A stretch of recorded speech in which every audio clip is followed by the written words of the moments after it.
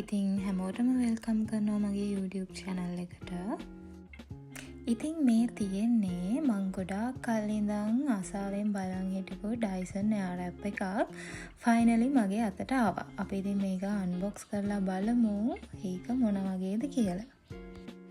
ඔයත් අනිවාර්යයෙන්ම hair styling කරන්න ආස කෙනෙක් නම් අනිවාර්යයෙන්ම මේක ගැන අහලා ඇති.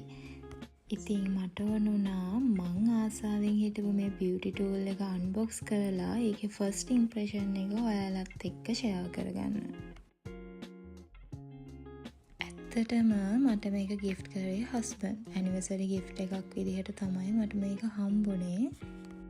මේ gift එක හම්බුන වෙලේ ඉඳන් මම ගොඩාක් excited වෙලා හිටියේ මේක open කරන්න.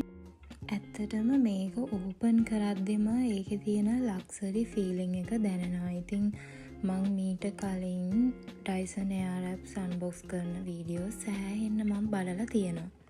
ඉතින් finally මගේ dream Dyson එක මගේ අතට ආවා. මේ තියෙන්නේ Dyson එකේ main body එක. ඉතින් මේකත් එක්කම තව attachments කීපයක්ම තියෙනවා. ඉතින් මේකට set කරලා තමයි අපිට ඕන විදිහට hair එක style කරගන්න තියෙන්නේ. ඒ වගේම මේ main body එක අතට ගත්තාම ඒකේ තියෙනවා buttons 3ක්. air flow speed එක control කරන්න, අනිත් එකෙන් temperature එක control කරන්න, අනිත් button එකෙන් on off කරගන්න පුළුවන් විදිහට තමයි මේ buttons 3 එන්නේ. හැබැයි සමහරක් වෙලාවට exact model එක අනුව button layout එක වෙනස් වෙන්නත් පුළුවන්. ඕකේ තියෙන attachments ටික තමයි මම දැන් unbox කරන්න හදන්නේ. ඉතින් ඔයාලට පුළුවන් ඔය attachment use කරලා ඔයාලට කොණ්ඩේ curl කරගන්න, කොණ්ඩේ dry කරගන්න, කොණ්ඩේ straight කරගන්න, ඒ වගේ එක විදිහට ඔයාලට පුළුවන් ඕවා use කරලා කොණ්ඩේ style කරගන්න.